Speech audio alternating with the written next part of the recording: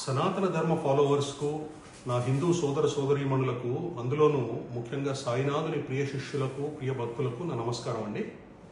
ఇవాళ నేను ఈ యొక్క పండితుని ఒక వీడియో చూడటం జరిగింది. సంతోష్ కుమార్ సిద్ధగురు శ్రీ రమణానంద మహర్షి వారు ఒక ఖురాన్లోని ఒక లా ఇల్లా ఇల్ ఇల్లా మొహమ్మద్ రసూల్ అల్లా అని చెప్పని ఒక వ్యాఖ్యానం చేశారు అని చెప్పని దాని మీద ఒక వీడియో చేశారు. ఈ పండితుడు ఋగ్వేదాన్ని నవిలేసి అవతల వారేశాను, ఋగ్వేద గణపాటిని, ఋగ్వేద పండితుడిని అని చెప్పి చెప్పుకుంటూ ఒక వీడియో చేశారు. ఒక్కసారి ఆ వీడియో చూద్దామండి. మీకు ఒక ప్రత్యేకమైనటువంటి వీడియో చూపిస్తానండి. లా ఇలాహ ఇల్లల్లాహ్ ముహమ్మదర్ రసూలల్లాహ్. మరి అల్లా అంటే ఎవరు? సాక్షాత్తు శివుడు. చూశారు కదండి ఎంత ఘోరమో. ఈ వీడియోలో ఇప్పుడు స్వామి సిద్ధగురు శ్రీ రమణానంద మహర్షి వారు ఈ లా ఇల్లా ఇల్ ఇల్లా అనే ఒక శ్లోకమో పద్యమో వాటెవర్ ఏదైతే దాన్ని చెప్పారు అని చెప్పని అది ఎంత అరాచకము, ఎంత అన్యాయము అని చెప్పని మాట్లాడుతూ ఇతను వ్యాఖ్యానం చేయడం జరిగింది. సో ఇప్పుడు ఒక్కసారి మనం ఇంకో వీడియో చూద్దామండి. వీళ్ళ పరంపరకి, వీళ్ళ ఆదిశంకరాచార్య పరంపరకి చెందిన ఒక పండితుడే ఏమని వ్యాఖ్యానించాడు, ఏం మాట్లాడాడో ఒకసారి చూద్దామండి వీడియో.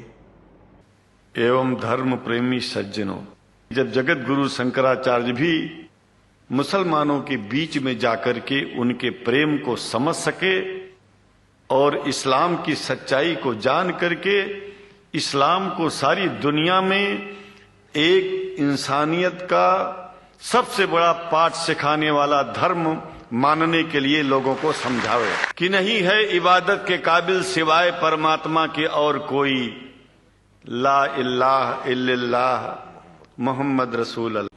అంటే వీళ్ళ అరాచకం చూడండి. వీళ్ళ పరంపరకి, వీళ్ళ వర్గానికి, వీళ్ళ సామాజిక వర్గానికి చెందిన వాళ్ళు ఏం మాట్లాడినా కూడా అది న్యాయము, ధర్మము. వేరే వాళ్ళు ఎవరైనా సరే భగవంతుడి గురించి కానీ, భగవతత్వం గురించి కానీ ఎవరైనా మాట్లాడితే వాళ్ళని దుర్మార్గులు, బూచి, హిందూ మత వ్యతిరేకులు అని చెప్పని ఎట్లా మాట్లాడతారు వీళ్ళు. అనాదిగా, ఇప్పుడు ఇది మనకి పర్ఫెక్ట్ ప్రూఫ్ అండి, దీనికి పర్ఫెక్ట్ ఎగ్జాంపుల్ ఇది. అనాదిగా అవైదిక మతాలు అని మహాయోగీశ్వరుడైనటువంటి బుద్ధుణ్ణి, మహాయోగీశ్వరుడైనటువంటి జైనుణ్ణి, మన మహావీరుణ్ణి అవైదిక మతాలు అని చెప్పని వాళ్ళని ఖండించి, వాళ్ళని చాలా బూచి, వాళ్ళు దొంగలు, వాళ్ళు బూచీలు అన్నట్టుగా చూపించి వీళ్ళు ఎంతసేపు వీళ్ళ పబ్బం గడుపుకోవాలి, వీళ్ళ సంభావనలు, వీళ్ళకి దక్షిణలు వచ్చే విధంగా చేసుకోవాలి అని చెప్పని ఎంత దుర్మార్గము, ఎంత ఇది చేశారు మనకు. అందుకనే కదండి మన పాలకులు కూడా, పూర్వం మన పాలకులు వాళ్ళు ట్యాంక్ బండ్లో బుద్ధుడి విగ్రహాన్ని పెట్టడానికి కారణము ఇవన్నీ ఎందుకు, అసలు ఏంటి? ఆయన మహాయోగీశ్వరుడు అనే కదా. ఇట్లాంటి వాళ్ళు చేస్తేనేమో సంసారము, వేరే వాళ్ళు చేస్తే వ్యభిచారము అన్న రీతిలో మాట్లాడి ఈ పండిత వర్గానికి చెందిన వాళ్ళు. మొన్ననే నేను ఒక వీడియో చూశానండి. ఈ సంతోష్ కుమార్ ఎంతసేపు ఒక తల్లి, ఒక ఆవిడ వాళ్ళ పిల్లలకు రుగ్మతలు అవి వస్తే దర్గాలకు వెళ్తారు, తాయెత్తులను మంత్రించి వాళ్ళ పిల్లలకు కడతారు. అలా చేయటం ఎంత అరాచకము, ఎంత తప్పు. మీరు ఒక వేద పండితుడి దగ్గరికి వచ్చి వేద మంత్రాలు చదివించేసుకుంటే ఆ బిడ్డకి నయమైపోతుంది అని చెప్పి చెప్తున్నారు. ఇటువంటి అబద్ధాల కోరులు, మనసులో విషాన్ని పెట్టుకొని, ఇంత అక్కసుని పెట్టుకొని ఉన్నటువంటి ఈ వేద పండితులు వీళ్ళు ఏదైనా చేస్తే అది నిజంగా అక్కడ ఏమన్నా మహిమ కనిపిస్తుందా? సిగ్గు లేకుండా మొన్న అడుక్కోవడం చూశాను ఇతన్ని. మీరు మా దగ్గరికి రండి, ఆ డబ్బులు మాకివ్వండి, సంభావన మాకివ్వండి, మేము పిల్లలకి నయం చేస్తాము అని. అక్కడ శక్తి, మహిమ కనిపిస్తుంది కాబట్టే కదా అక్కడికి వెళ్ళారు. ఓ దర్గాకి వెళ్ళి మంత్రించిన తాయెత్తు కట్టించుకొని పిల్లలకి నయమవుతుంది అని చెప్పనే కదా వెళ్ళారు. కొంచెమన్నా సిగ్గుపడాలి కదా వీళ్ళు. అనాదిగా హిందూ మతంలో కులాల పేర్లతోటి, ప్రాంతాల పేర్లతోటి ఇట్లాంటి చిచ్చులు పెట్టి వీళ్ళు ఎంతసేపు వాళ్ళ పబ్బం గడుపుకోవాలి, వాళ్ళ ఉపాధిని వాళ్ళు కాపాడుకోవాలి. ఇప్పుడు ఆ శంకరాచార్యుడు ఎవరైతే చెప్పారో ఆయన చెప్పింది కూడా ఇదే కదా. లా ఇల్లా ఇల్లిల్లా మొహమ్మద్ రసూల్ అల్లా స్తోత్రం మీదనే కదా వ్యాఖ్యానించింది. అది వీళ్ళకి తప్పుగా అనిపించదు, ఎందుకంటే వాళ్ళ వర్గానికి చెందినవాడు, వాళ్ళ కోవకి చెందినవాడు కాబట్టి అబ్బాబ్బా మహాజ్ఞాని అన్నట్టుగా ప్రొజెక్ట్ చేస్తారు. ఇక్కడ ఇంకొకళ్ళు ఎవరైనా స్వామీజీ చెప్తే దాన్ని మాత్రం అబ్బో బూతు మాట్లాడేశాడు అని చెప్పని మాట్లాడతారు. ఇవాళ రమణానంద మహర్షి వారు అల్లాయే శివుడు, శివుడే అల్లా అని చెప్పని చెప్తే దానిలో తప్పేముందండి? అసలు ఎక్కడ తప్పు ఉంది?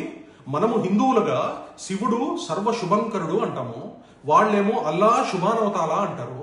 మనమేమో గంగాజలంతో అభిషేకం చేస్తాము, వాళ్ళు సంసం వాటర్ అని చెప్పని దాంతో ఆ నీళ్లతోటి ఇట్లా అద్దుతారు ఓ నల్లరాయిని. సో అక్కడ వాళ్ళు శివుణ్ణే ఆరాధిస్తున్నారు అనే అర్థం చెప్తే బాబావారు ఆ రోజున చెప్పింది కూడా అదే కదా.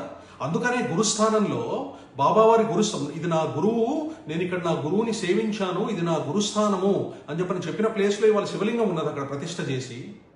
మరి ఇవన్నీ కూడా శివుడే ఆది గురువు, అల్లా అయినా యెహోవా అయినా ఏ మతానికైనా మూలదైవం ఆయనే, శివుడే అన్న అర్థం వచ్చే విధంగా చెప్తే దాన్ని ఏదో బూతుగా చూపించేస్తూ ఈ పండితుడు అని చెప్పుకునే ప్రబుద్ధుడు వచ్చి చెప్తూ ఇట్లాంటి ప్రయత్నాలు చేస్తూ ఇంకా హిందూ మతాన్ని కులాల పేర్లతోటి ఇంకా విభజించి పాలించు, divide and rule, divide and conquer అనే పాలసీని వీళ్ళు ఇంకా ఫాలో అవుతూ హిందూ మతంలో ఎంతో చిచ్చులు పెట్టే ప్రయత్నం చేస్తున్నారు.